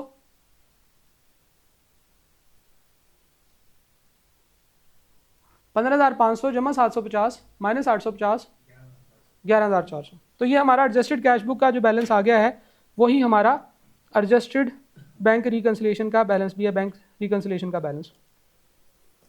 अब ये जो दोनों है ये टैली होने चाहिए। नंबर 1, अगर आपसे कोई पूछे कि फाइनेंशियल स्टेटमेंट्स में, स्टेटमेंट ऑफ फाइनेंशियल पोजीशन में कितना बैंक का बैलेंस हमने शो करवाना है, कितना डिस्क्लोज कराना है, यानी कि हमारा एक्चुअल बैंक स्टेटमेंट का बैलेंस कितना है? 11,400। बैंक स्टेटमेंट में कितना आ रहा है? 15,500। हमने कहा ये फजूल बातें हैं, टाइमिंग डिफरेंसेस है, खत्म हो जाएंगे। देखिए हमने क्या किया, हमने सिर्फ टाइमिंग डिफरेंसेस यहाँ पे लिखे। यहाँ किसी सवाल में अगर बैंक को गलती करेगा तो बैंक की गलतियां हम यहाँ पे लिख देंगे, क्योंकि बैंक ने गलती की है ना, हमने तो नहीं ना करनी, ठीक है? मक्खी पे मक्खी तो नहीं मारनी। बैंक ने अगर गलती की है तो वो बैंक की गलती है, बैंक को कहेंगे इसको ठीक करो, लेकिन बाकी सारा कुछ जो है वो हम अपने पास रिकॉर्ड कर लेंगे। अब जरा इस वर्किंग पे वापस आते हैं। सारे टाइमिंग डिफरेंसेस क्योंकि किसी के फॉल्ट नहीं है वो बीआरएस में जाएंगे, और बैंक के जो फॉल्ट्स हैं वो बीआरएस में जाएंगे। जितने बिजनेस के फॉल्ट्स हैं, चाहे वो बिजनेस ने ओमिशन किया है या बिजनेस ने एरर किया है, ये दोनों एडजस्टेड कैश बुक में रिकॉर्ड किए जाएंगे, यानी कि उनकी डबल एंट्री होगी, उनकी ट्रांजैक्शन रिकॉर्ड की जाएगी। हाँ, तो हम लोग क्या करेंगे, बैंक चार्जेस अकाउंट डेबिट और एडजस्टेड कैश बुक क्रेडिट। ऐसा भी हो सकता है कि वो कहते हैं कि इन डिफरेंसेस को ठीक करने से प्रॉफिट पे क्या इंपैक्ट पड़ेगा, तो हमने 400 के बैंक के चार्जेस रिकॉर्ड किए ना, वो हमारे प्रॉफिट को खराब कर देंगे, प्रॉफिट 400 से कम हो जाएगा। तो जो ऐसे एरर्स या ओमिशंस आइडेंटिफाई होती हैं जो बिजनेस की हैं, उसकी डबल एंट्री रिकॉर्ड करनी है, ठीक है जी। So this is the concept of bank reconciliation statement. सारा कॉन्सेप्ट यहाँ पे कंप्लीट हो गया। एक सवाल अभी हम और करेंगे, बाकी फिर हम नेक्स्ट लेक्चर में देखेंगे। कोई सवाल है जी अगर तो पूछ लो।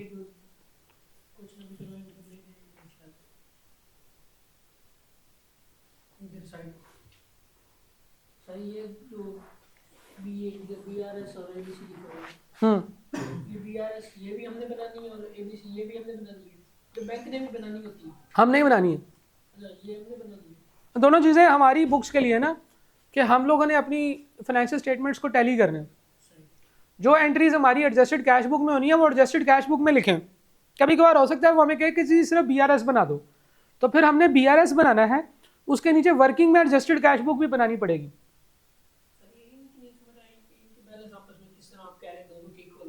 नजर भी आ रहा है आपको टैली होगा?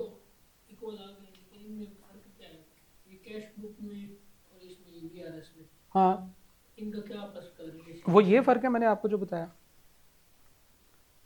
ये कुछ एरर्स या डिफरेंसेस जो हैं वो एडजस्टेड कैश बुक में जाने हैं, कुछ बीआरएस में जाने हैं। हम एडजस्टेड कैश बुक के बगैर बीआरएस नहीं बना सकते, बीआरएस के बगैर एडजस्टेड कैश बुक नहीं बना सकते। ये दोनों इकट्ठी बनेंगी, फिर ही ये हमारी टोटल एंट्रीज, टोटल एरर्स बराबर होंगे, टोटल एरर्स खत्म होंगे, वरना नहीं होंगे। क्योंकि कुछ एरर्स हमारे एसीबी में जाके ठीक होने, कुछ हमारे एसेट्स एरर्स बीआरएस में जाके ठीक होने। नहीं, bank charges debit, bank credit. तो बैंक अकाउंट को तो बैंक क्रेडिट ही करना है ना। क्या एंट्री करते हो एक्सपेंस की? एक्सपेंस की क्या एंट्री करते हो? Bank charges account debit, bank charges account debit, bank credit. तो बैंक की क्रेडिट साइड पे ही आएगा ना, बैंक की क्रेडिट साइड पे आएगा। देखो बैंक को क्रेडिट कर रहे हैं हम।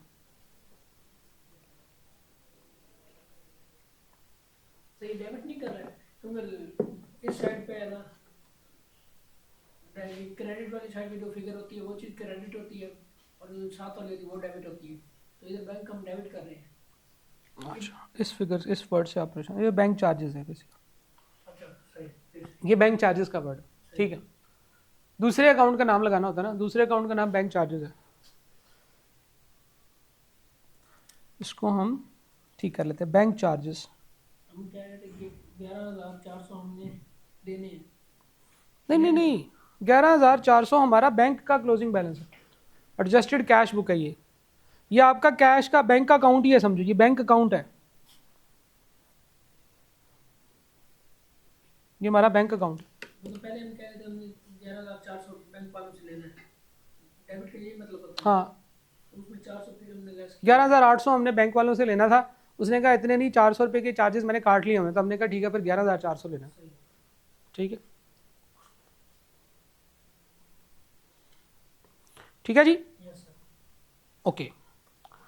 Basic question of bank reconciliation, इसकी तरफ चलते हैं। From the following transaction, prepare the adjusted cash book and bank reconciliation statement as on 31 December. Balance appearing as on 31 December. Balance as per cash book 66,000, 66,000. ये हमारा bank account का closing balance है 66,000, और ये डेफिनेटली डेबिट बैलेंस होगा। और credit balance as per bank statement, देखिए उसके साथ उसने क्रेडिट का वर्ड लिखा है, तो ये हमारा पॉजिटिव बैलेंस है जहां से हमने बैंक रिकंसिलिएशन स्टेटमेंट स्टार्ट करनी है। अच्छा, फिर इसने कुछ डिफरेंसेस बताए हैं, तो 4 डिफरेंस तो उस सवाल में भी थे जो अभी हमने इससे पहले किया, तो ये फिर अब सारी बात है, अगला सवाल है थोड़ा बड़ा होगा, तो उसमें 8 डिफरेंसेस है मेरे ख्याल से, 8 नहीं, 2 2 4 2 6 8 ही 8 जो है वो डिफरेंसेस हैं। अब हमने इसमें से सबसे पहले इन सारे डिफरेंसेस को पढ़ना है और ये देखना है कि ये टाइमिंग डिफरेंस है, हमारा एरर है या बैंक का एरर है, फिर उसके बाद हम आगे देखेंगे। पहला एरर है जी, चेक इशूड टू सप्लायर, हमने सप्लायर को चेक इशू कर दिया, सप्लायर को चेक इशू कर दिया, हम ईश्वर बन गए, हमने चेक दिया, अगर वो सप्लायर चेक जो है वो रिसीव नहीं करता तो ये हमारे लिए अनप्रेजेंटेड चेक होगा, क्योंकि उसने चेक जो है वो रिसीव नहीं किया। Supplier of ₹70,000 but only cheques of ₹55,000 were presented, 55,000 के चेक प्रेजेंट हुए हैं और बाकी चेक प्रेजेंट ही नहीं हुए हैं, तो हमारे अनप्रेजेंटेड चेक्स कितने थाउजेंड्स के हो गए, 15,000 के। 70 के चेक्स इशू किए थे सप्लायर्स को, एस लिखा हुआ है, इसका मतलब है ज्यादा कंपनीज को हमने चेक इशूज किए थे, तो 70,000 में से सिर्फ 55,000 की पेमेंट्स हुई है, बाकी अभी हमारे 15,000 के अनप्रेजेंटेड चेक्स हैं। उनके लिए अनक्रेडिटेड हो जाएंगे। हाँ, हम अपने पॉइंट ऑफ व्यू से देखेंगे कि हमने क्या करना है। तो ये हमारे क्या है जी, unrepresented checks, unrepresented checks,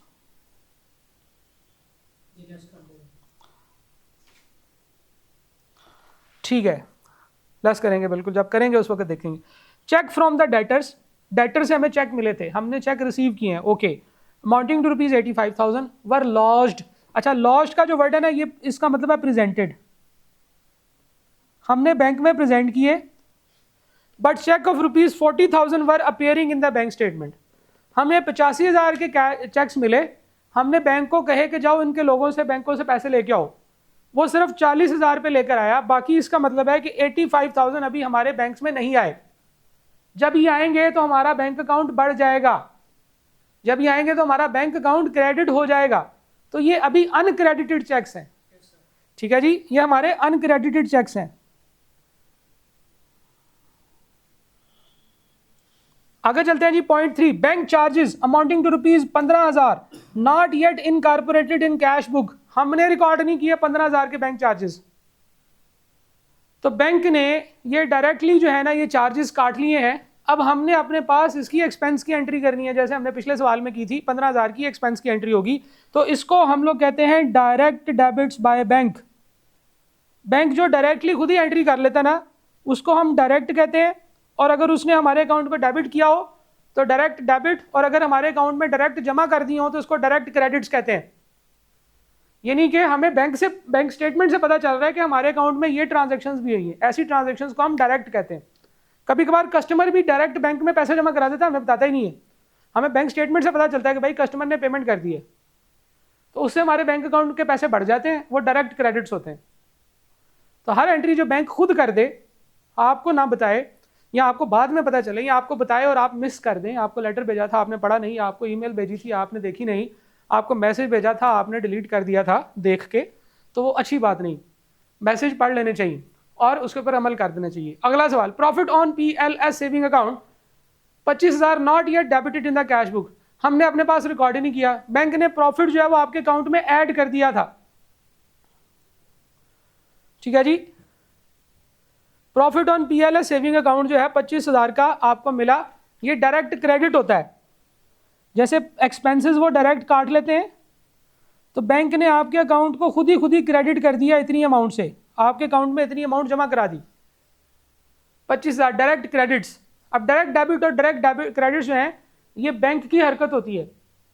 bank अगर आपके अकाउंट को खुद ही डेबिट कर दे तो वो डायरेक्ट डेबिट कहलाता है, अगर बैंक आपके अकाउंट को खुद ही क्रेडिट करते तो ये डायरेक्ट क्रेडिट कहलाता है।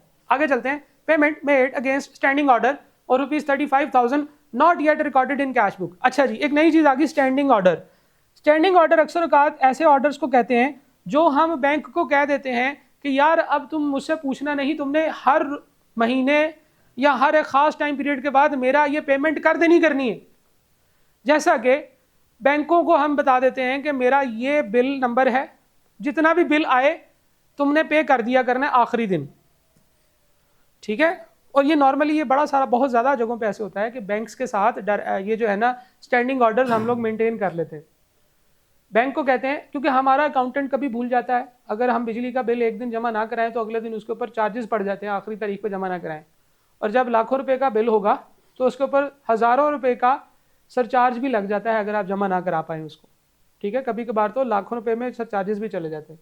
तो बैंक के साथ हम एक स्टैंडिंग ऑर्डर कर लेते हैं कि यार ये बिल है, जब भी आए तुमने देखते रहना है, जब भी ये बिल आए आखिरी दिन तुमने इसकी पेमेंट कर देनी है, ठीक है। आखिरी दिन क्यों करनी है? ताकि उससे पीछे वो कैश हम इस्तेमाल करते रहें, ठीक है। ये फाइनेंस के रूल्स होते हैं कि जो पेमेंट करनी है वो लेट से लेट करने की कोशिश करें, ठीक है। अब फाइनेंस वालों की मर्जी, हम तो अकाउंटेंट्स हैं, हम तो अकाउंटिंग पढ़ाएंगे अभी, यहाँ भी हम अकाउंटिंग सीख रहे हैं, बाद में फाइनेंस पढ़ेंगे, उस वक्त उसमें ये चीज़ें डिस्कस करेंगे कि कैश को कैसे मैनेज करना है।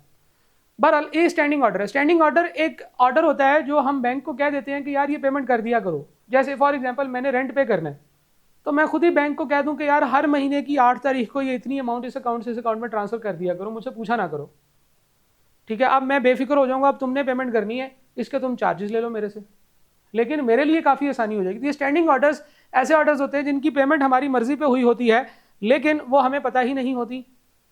कभी कभी हम भूल भी तो जाते हैं, बैंक ने रेंट पे कर दिया अपने टाइम पे, हमने सोचा कि यार ये इतने सारे पैसे किधर गए, उसने कहा जी आपने ही कहा था रेंट पे कर देना, हमने कहा अच्छा चलो हम एंट्री कर लेते हैं। तो payment made against standing order of 35,000 not yet recorded in cash book, तो ये भी एक डायरेक्ट पेमेंट है जो बैंक ने कर दी है, अब हमने अपने पास रिकॉर्ड करनी है। तो डायरेक्ट पेमेंट जो होती है, डायरेक्ट डेबिट्स उसने बैंक ने कर दिए हैं, ये डायरेक्ट डेबिट कहलाएगा। डायरेक्ट कलेक्शन, लें जी कहीं से बैंक ने पैसे भी आपके हिस्से के कलेक्ट कर लिए, ये अक्सर औकात ऐसे होता है जो आपके वो होते हैं ना क्या कहते हैं उसको, शेयर्स वगैरह जो आपने लिए होते हैं, कंपनीज के शेयर्स लिए होते हैं, CDC के अंदर अकाउंट बनाया होता है, वहाँ से जब वो आते हैं ना डिविडेंड्स, तो वो डायरेक्ट बैंक में ही जमा हो जाते हैं, बैंक उसको डायरेक्ट कलेक्ट कर लेता है। या किसी और जगह पे आपने कोई इन्वेस्टमेंट की हुई है तो बैंक को आप कहते हैं यार तुम थोड़े से ट्रांजैक्शन चार्जेस ले लो, लेकिन मेरा ये इंटरेस्ट तुमने वहाँ से कलेक्ट करके लेकर आना है। बैंक कहता है वाई नॉट, पैसा फेंक तमाशा देख, आपकी 400 दुकानें हैं और आप एक पूरा प्लाजा है और उसमें से आपने सारों से रेंट कलेक्ट करना है, आपने कलेक्टिंग एजेंट रख लिया है, उसको कहा है कि यार तुम जो है ना वो मेरे हिस्से से इन सारे लोगों से ना जो है वो चेक कलेक्ट कैश जो है वो कलेक्ट कर लिया करो।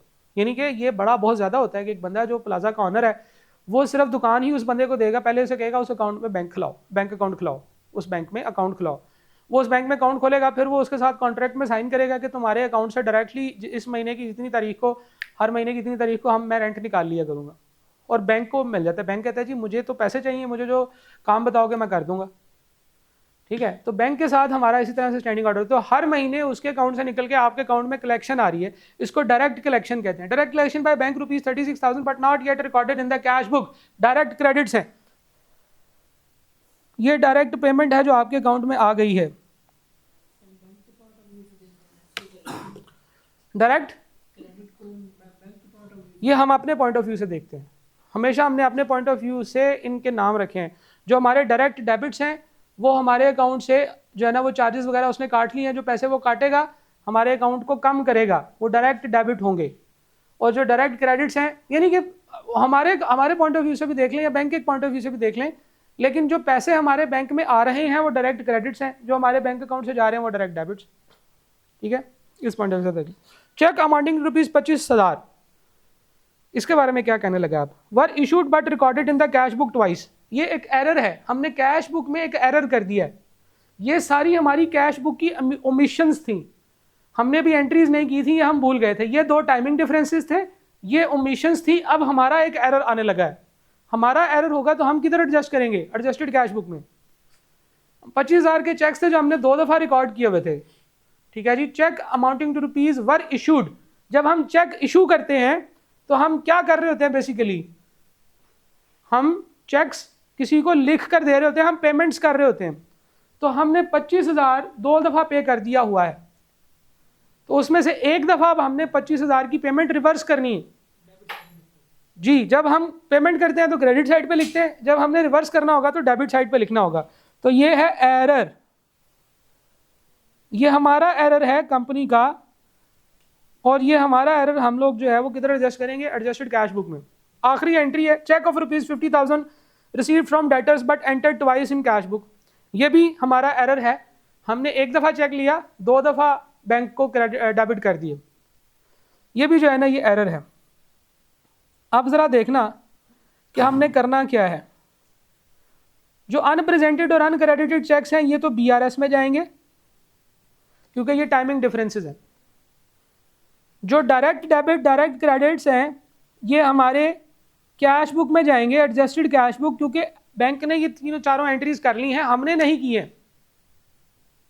और जो आखिरी 2 पॉइंट्स हैं ये हमारे एरर्स हैं, बिजनेस के एरर्स हैं, वो एडजस्टेड कैश बुक में जाएंगे।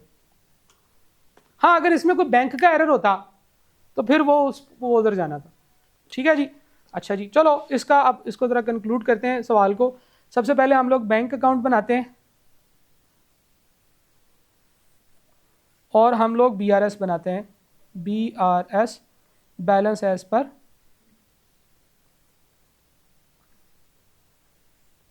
Bank statement. बैंक अकाउंट में हमारा था अनएडजस्टेड बैलेंस, आप लोगों ने तस्वीर लिया, मेरा ख्याल है 66,000 था, ऐसे ही है।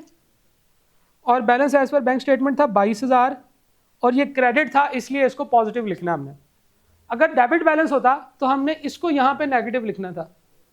ठीक है, अच्छा, अब जो एरर्स हैं, टाइमिंग डिफरेंसेस, अनप्रेजेंटेड चेक्स, कुछ प्लस करने हैं कुछ माइनस करने हैं। रूल वही है, जो आके हमारे अकाउंट्स में ऐड होगा उसको आज ऐड करें, टाइमिंग डिफरेंसेस को खत्म करना ना।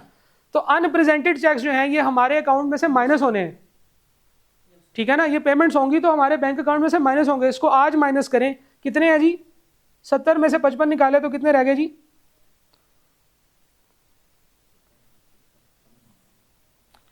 15 रह गए। ये हम माइनस करेंगे यहां से। आगे चलते हैं। अनक्रेडिटेड चेक्स, ये जब हमारे अकाउंट में आएंगे तो अकाउंट में ऐड हो जाएंगे, तो हम इनको आज ऐड करेंगे। 85,000 में से 40,000 के आ चुके थे, बाकी मजीद कितने आने हैं जी? 45,000 के। तो अनक्रेडिटेड चेक्स जो हैं वो ऐड करने हैं 45,000 के। ठीक है जी, अच्छा आगे चले जी। ये थे बैंक चार्जेस 15,000 के, हमने रिकॉर्ड नहीं किए हुए थे, तो बैंक चार्जेस रिकॉर्ड करने की एंट्री क्या होगी? Expense account debit, bank account credit. तो बैंक चार्जेस कितनी अमाउंट थी? 15,000।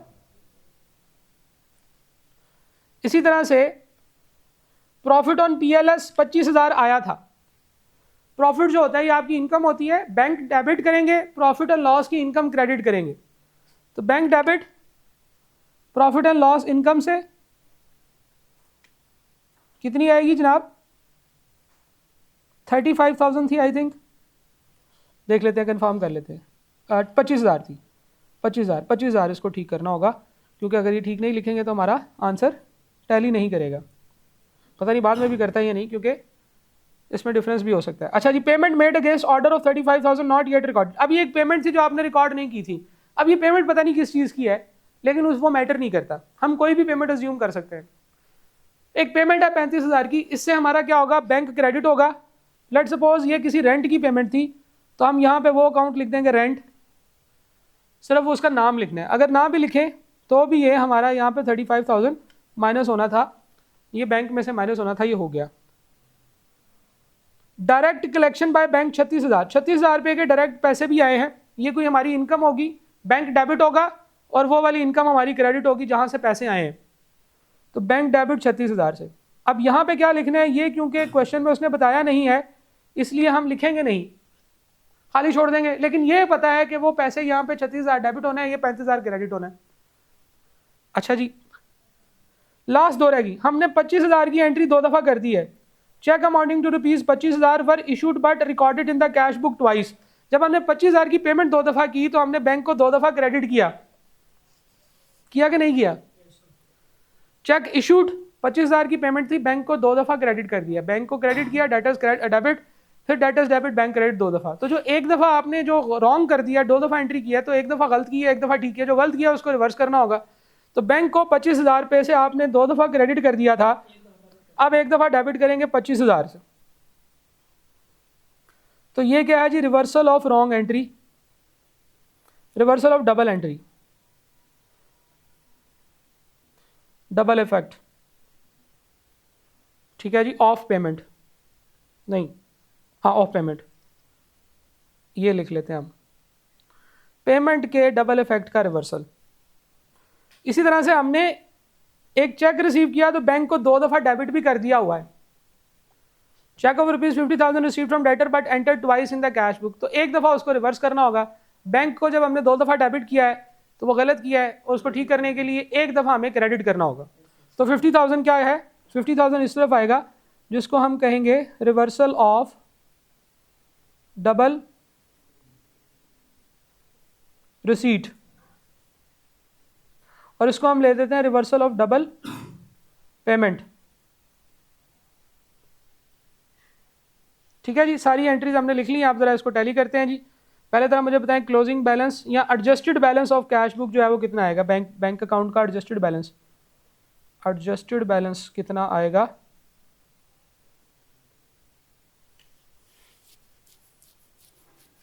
और कुछ लोग मुझे ये BRS का टोटल करके दे दें, ये कितना आएगा?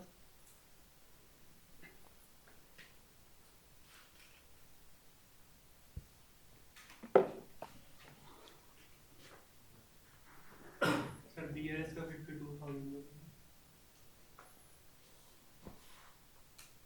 52,000 और 152,000। वेरी गुड, 152,000 आ रहा है, पक्की बात है? जी सर। हाँ जी, सारे लोग कर ले ज़रा।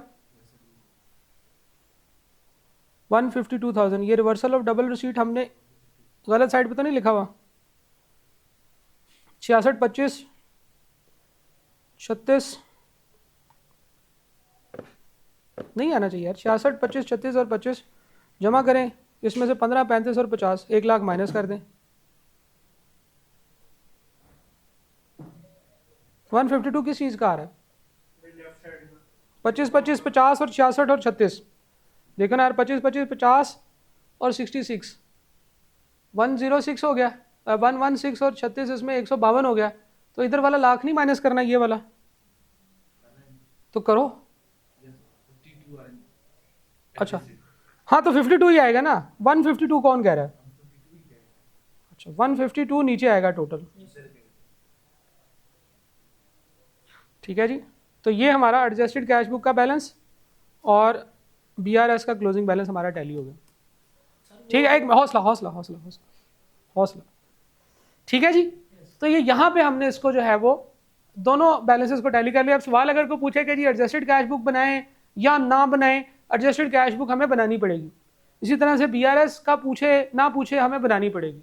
कुछ एंट्रीज हमारी BRS में जाएंगी, बैंक की गलतियाँ और टाइमिंग डिफरेंसेस BRS में जाएंगे, हमारी गलतियाँ हम लोग ठीक कर लेंगे, और हमारे जो डायरेक्ट डेबिट्स और क्रेडिट्स हैं वो भी हम रिकॉर्ड करेंगे। ठीक है जी, यहाँ से मतलब ये बड़ा कॉम्प्रिहेंसिव क्वेश्चन था, इसमें हमने काफ़ी सारी चीज़ें कवर की हैं। कुछ और प्रैक्टिस आपके साथ शेयर करूँगा मैं इंशाल्लाह।